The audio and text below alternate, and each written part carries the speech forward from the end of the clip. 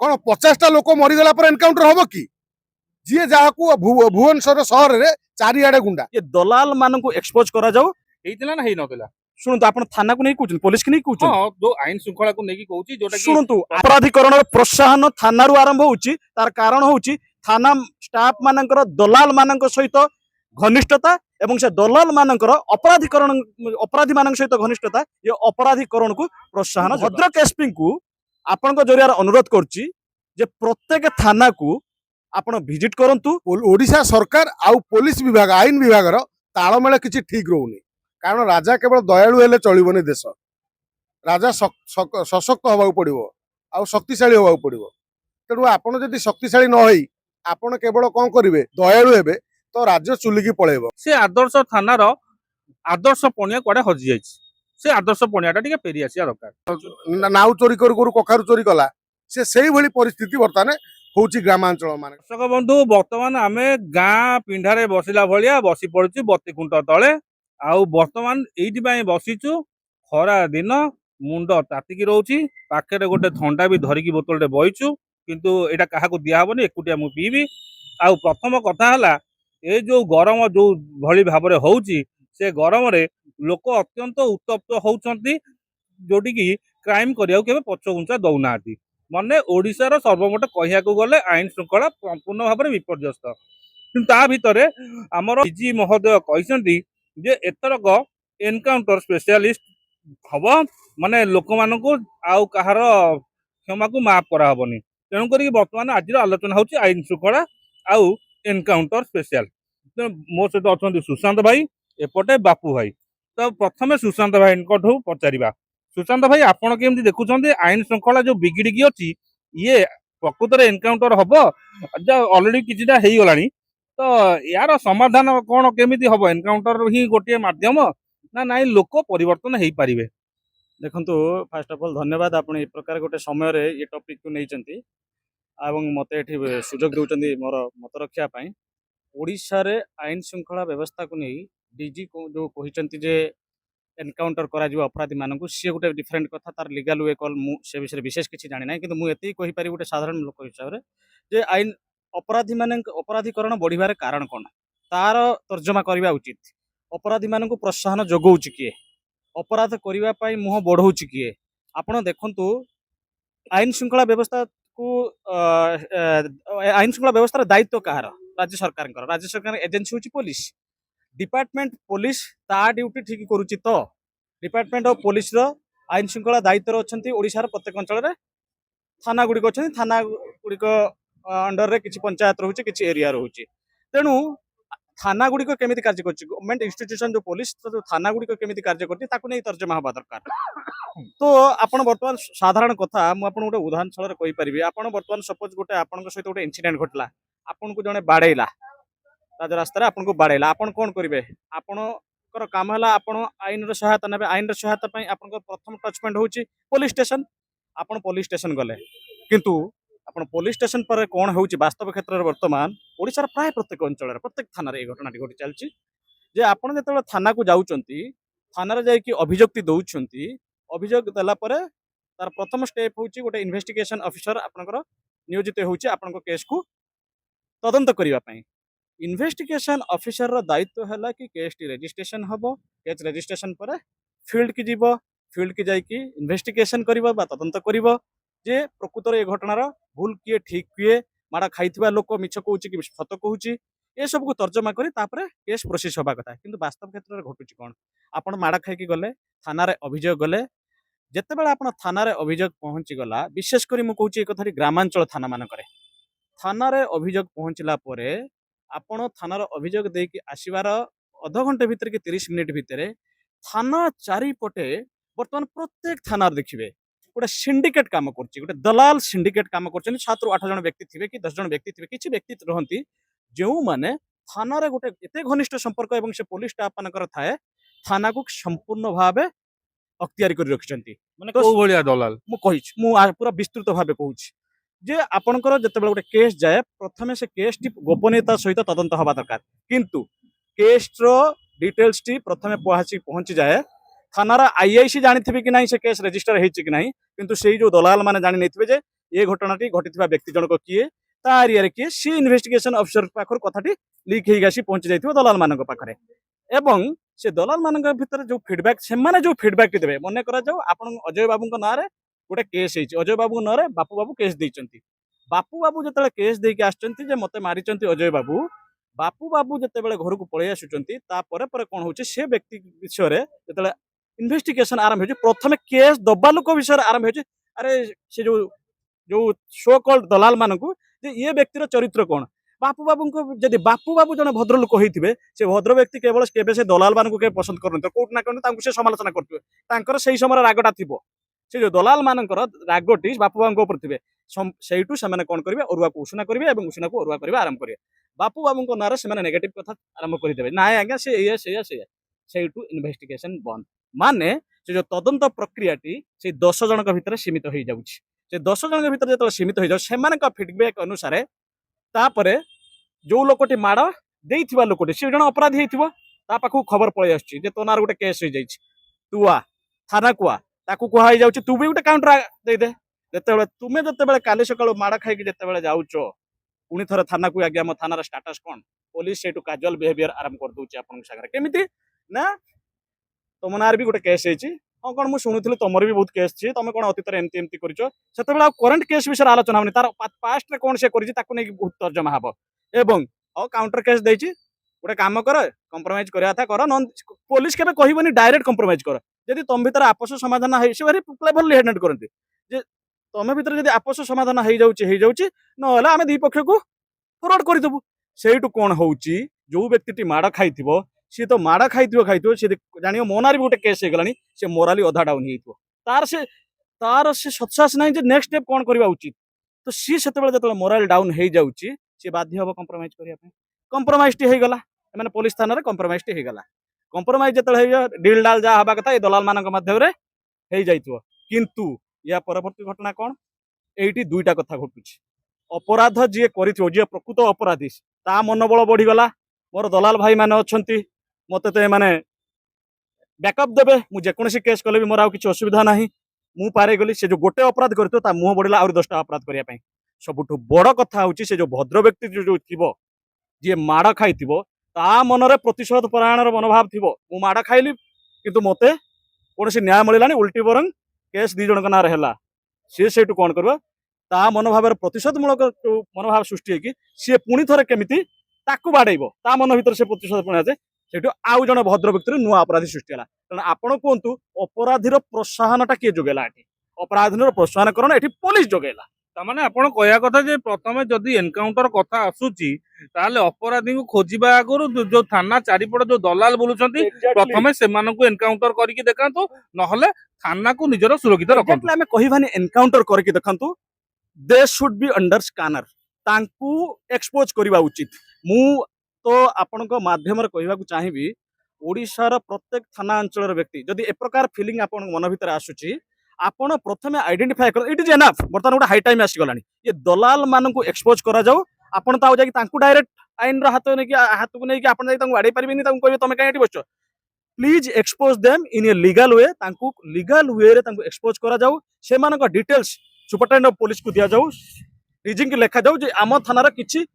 निर्दिष्ट व्यक्ति कोन पई बसवास करछन एवं किछि निर्दिष्ट व्यक्ति की कोन पई से माने तांकर घंट घोड़िया पई प्रस्तुत करछन ये पछर राज कोन से मानक एक्सपोज कला बेले उदाहरण स्वरूप एफआईआर होउछि तांका ना इनक्लूड करा आगे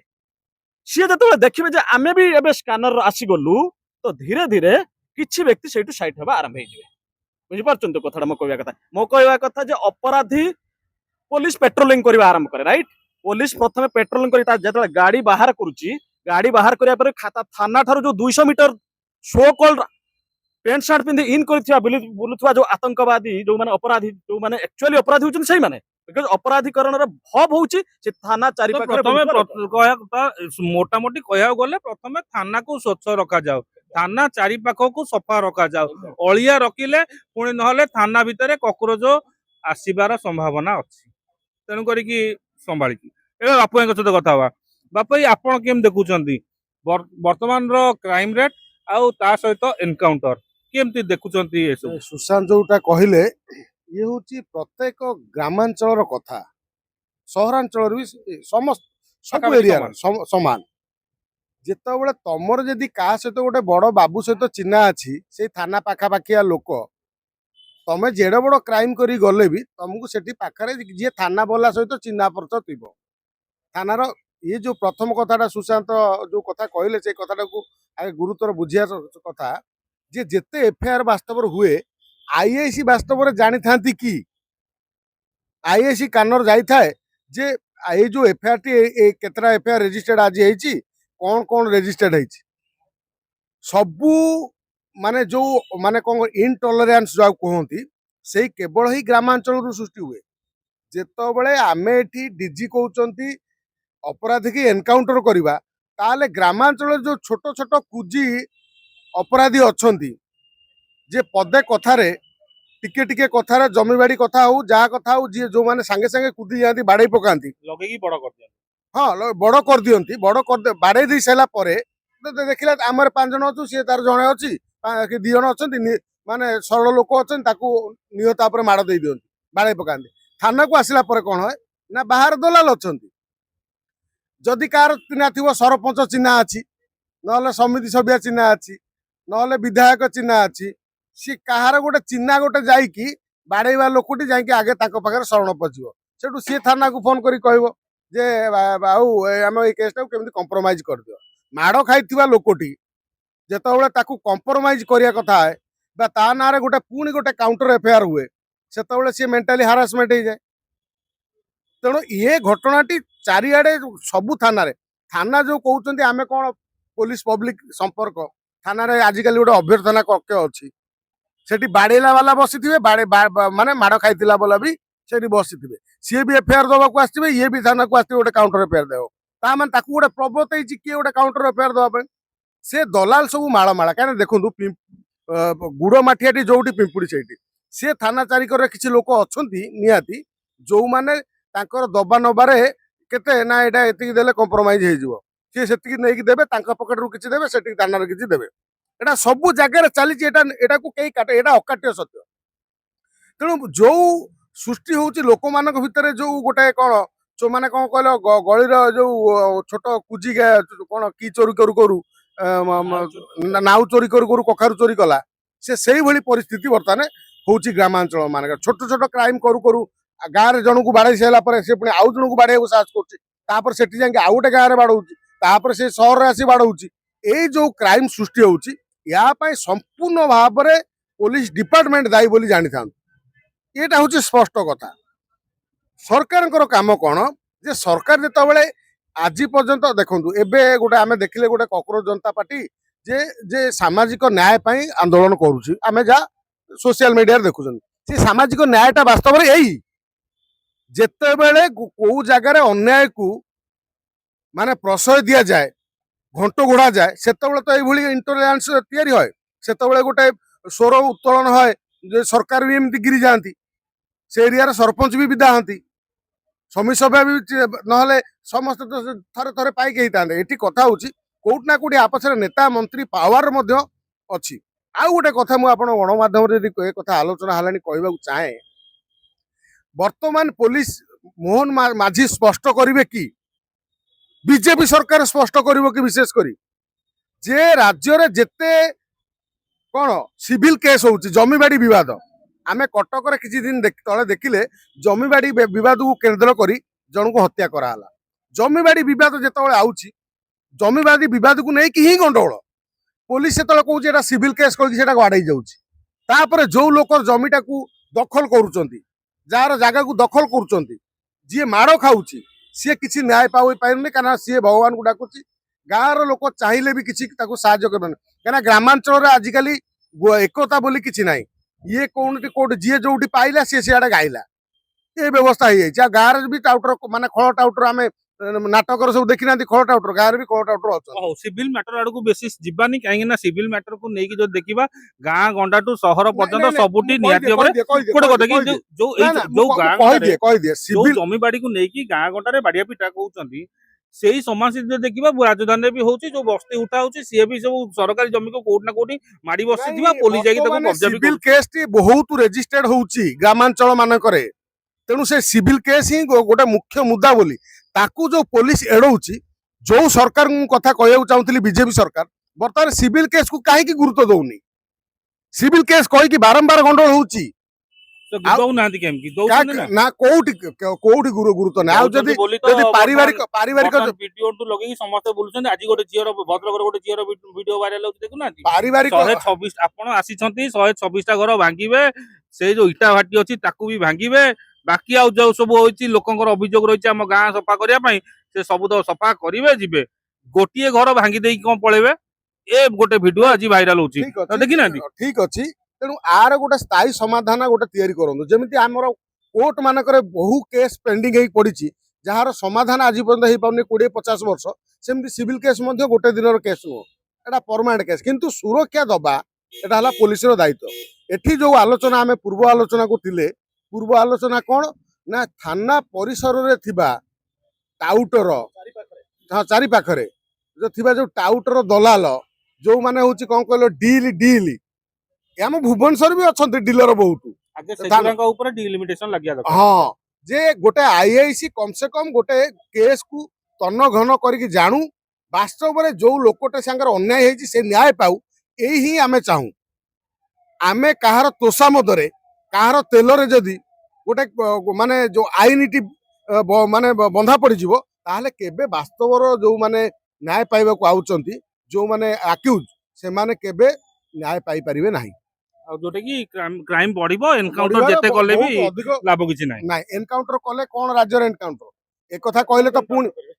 ପୁଣି କଥା କହିଲେ ମାନେ କଣ ଚୋର ଗଲା ପରେ ତମର ଯାଇ ମୁଣ୍ଡରେ ପଶୁଛି କଣ 50ଟା ଲୋକ ମରିଗଲା ପରେ ଏନକାଉଣ୍ଟର ହବ କି ଯିଏ ଯାହାକୁ ଭୁବନେଶ୍ୱର ସହରରେ ଚାରିଆଡେ ଗୁଣ୍ଡା କେତେ ପିସିଆର ବୁଲୁଛି କୁଆଡେ କୁଆଡେ ଆମେ ଜାଣିନୁ ଚାରିଆଡେ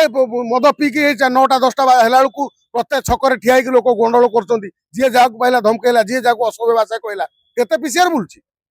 ସୁରକ୍ଷାର ପ୍ରଶ୍ନ କାହିଁ ସାଧାରଣ ଲୋକଟାରେ ସାଧାରଣ ଲୋକ ବର୍ତ୍ତମାନ ନିଜେ ସୁରକ୍ଷା କହୁଛନ୍ତି ମାଡ଼ କଉଣି ଖାଉଛନ୍ତି ଦରକାର ପଡ଼ିଲେ ଘରକୁ ପଳାଉଛନ୍ତି ଏଠି ସୁରକ୍ଷା କଥା କେବଳ ପାଣିର ଗାର ଆଉ ବେଦର ଗାର ବୋଲି ଜାଣିଥାନ୍ତି ତ ଗୋଟିଏ ଜିନିଷ କି ଯୋଉ ଏନକାଉଣ୍ଟର କଥା ଉଠୁଛି ଏନକାଉଣ୍ଟର ହବ ଠିକ ଅଛି ଡିଜି ମହୋଦୟ କହିଲେ ଠିକ ଅଛି କିନ୍ତୁ ଯୋଉ ଭଳି ଭାବରେ ସୁଶାନ୍ତ ଭାଇ ବି କହିଲେ ବାପୁ ଭାଇ ବି କହିଲେ ତ ଏଇ ଯୋଉ ଗ୍ରାମାଞ୍ଚଳରେ ଯୋଉ ଥାନା ମାନ ରହୁଛି ଗ୍ରାମାଞ୍ଚଳ ହଉ କି ସହରାଞ୍ଚଳ ହଉ ଯୋଉ ଥାନା ଗୁଡିକ ରହୁଛି ପ୍ରଥମେ ଆଦର୍ଶ ଥାନା ମଝିରେ କୁହାଯାଉଥିଲା ବିଜେଡି ସମୟରେ ସେ ଆଦର୍ଶ ଥାନାର ଆଦର୍ଶ ପଣିଆ କୁଆଡେ ହଜି ଯାଇଛି ସେ ଆଦର୍ଶ ପଣିଆଟା ଟିକେ ଫେରି ଆସିବା ଦରକାର ତାହେଲେ ଦେଖାଯିବ କୋଉଠି ନା କୋଉଠି ଗୋଟେ ଥାନା ସ୍ୱଚ୍ଛ ହେଲା ଆଉ ଏନକାଉଣ୍ଟର ବି ଦରକାର ପଡିଲେ ନ ପଡିପାରେ ଶେଷ ପ୍ରତିକ୍ରିୟା ଦେଖନ୍ତୁ ମୁଁ ଆପଣ ଯେହେତୁ ଗୋଟେ ସେନ୍ସିଟିଭ ଟପିକ୍ ଆଜି ଡିସ୍କସନ୍ କରିଛନ୍ତି ଏବଂ ମୋତେ ସୁଯୋଗ ଦେଇଛନ୍ତି ମୁଁ ଗୋଟେ ଲାଷ୍ଟ ଆପଣଙ୍କ ଜରିଆରେ ମୁଁ ଓଡ଼ିଶାର ବିଶେଷ କରି ଯେନ୍କୁ ଅନୁରୋଧ କରୁଛି ଯେଉଁମାନେ ଯୁବକମାନେ ସୋସିଆଲ ମିଡ଼ିଆରେ ଆକ୍ଟିଭ ଅଛନ୍ତି ଆପଣ ଯଦି ପ୍ରକୃତରେ ଆଇନ ଶୃଙ୍ଖଳା ବ୍ୟବସ୍ଥା ସୁଦୃଢ଼ କରିବାକୁ ଚାହୁଁଛନ୍ତି ଏବଂ ଆପଣ ମୁଁ ଯେଉଁ ମୋ ଫିଲିଂଟା ଆଜି ମୁଁ ସ୍ୱୀକାର କଲି ମୁଁ ଆପଣଙ୍କୁ 100% ସିଓର ଆମେ ଆପଣ ସାମାଜିକ ଗଣମାଧ୍ୟମରେ ଏଇଟା ପୋଷ୍ଟ କରନ୍ତୁ ମ୍ୟାକ୍ସିମମ୍ ଲୋକ ମୋ କଥା ଟିକେ ଗ୍ରହଣ କରିବେ यार कारण हूँ समस्ते गोटे कोट ना कोट गोटे अंडर करेन्ट चलती प्रत्येक मुझे घटना को लेकिन मु विव्रत अच्छी विगत 5 वर्ष है विव्रत अच्छी मो निज अंचल थाना को लेकिन मुझे जी देखा हुए पुलिस स्टाफ भी देखा हूँ भुवनेश्वर अन्य माने जिलार सांगसाथी मान सहित मुझे आलोचना करे तुम थाना केमती पुलिस से केमती कौन प्राय मु फीडबैक से पाए वर्तमान समय आसी आपण मैंने एक्सपोज करंतु आपण मैंने मुह खोलंतु आवश्यक ना जाकि ठिया राली करके बड़ बड़ राली करके किसी आवश्यक ना को नेता पाखक जावा ना सोशल मीडिया अच्छी इमेल अच्छी व्हाट्सएप अच्छी एक्स अच्छी शेयर योर व्यूज कि this is what is happening आम एरिया एया घटुची आपण मु निजे भी केबे करि नै बट मु आगु करिवि जे आपणकर निज अंचल को सुरक्षित रखिबा को हेले आपण माने मुह खोलंतु आपण माने चेष्टा करंतु एक्सपोज करंतु से दलाल माननकु आउ एमानको जो मु पुलिस एसपी को प्रत्येक जिलार एसपी को अनुरोध करी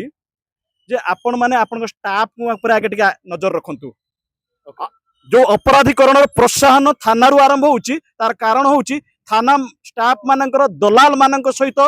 घनिष्ठता एवं से दलाल मानकर अपराधी मानक सहित घनिष्ठता ये अपराधीकरण को प्रोत्साहन जोगाउची धन्यवाद किंतु मते कहीं लगुनि भाई कथा भल कथा କିନ୍ତୁ ଲାଗୁନାହିଁ ଏମିତି ହବ, କାହିଁକିନା ବାପା ମା ଜନ୍ମ କଲା ପରେ ବର୍ତ୍ତମାନ ଛୁଆ ଟିକେ ଯେତେବେଳେ ବଡ ହେଇଯାଉଛି, ବାସ୍ 10 ବର୍ଷ ପାର ହେଇଯାଉଛି, ଛୁଆଙ୍କର ନୂଆ ବାପା ମା ପଳେଇ ଆସୁଛନ୍ତି, ମାନେ ଦଳ। ୟାର ଇଏ ଦଳ ହଉଛି ମୋ ବାପା, ୟାର ସେ ଦଳ ହଉଛି ମୋ ମା। ଏଇଆ ଚାଲିଛି, ତେଣୁ କରିକି କେବେ ଜେନଜି ଚେଞ୍ଜ ହବ ଆମେ ମତେ positive ଆଶା ଲାଗୁନି। ଆମେ ଦେଖାଯାଉ positive କକରୋଜ expect ଆସିବ କି ନାହିଁ ଜଣା ନାହିଁ। ହଉ, ଶେଷ ପ୍ରତିକ୍ରିୟା ବାପୁ ଭାଇଙ୍କଠୁ ନେଇଯିବ। ବାପୁ ଭାଇ କଣ କହିବେ ଶେଷ କଥା? ଶେଷ କଥା ହଉଛି ଯେ ବର୍ତ୍ତମାନ ଡିଜି ଆଉ ବିଶେଷ କରି ଆମର ମାନ୍ୟବର ମୁଖ୍ୟମନ୍ତ୍ରୀ କମ୍ ସେ କମ୍ ଥାନା ଯୋଉ ଆଇନ ବ୍ୟବସ୍ଥାରେ ଯୋଉ ଥାନା ବ୍ୟବସ୍ଥାରେ ଗୋଟେ ସୁଧାର ଆଣନ୍ତୁ, ଗୋଟେ ପରିବର୍ତ୍ତନ ଆଣନ୍ତୁ, ଆଉ ଗୋଟେ ଶକ୍ତ ଆଇନ ଆଣନ୍ତୁ ବା ଶକ୍ତ ନିର୍ଦ୍ଦେଶନାମା ଜାରି କରନ୍ତୁ। କାରଣ ରାଜା କେବଳ ଦୟାଳୁ ହେଲେ ଚଳିବନି ଦେଶ।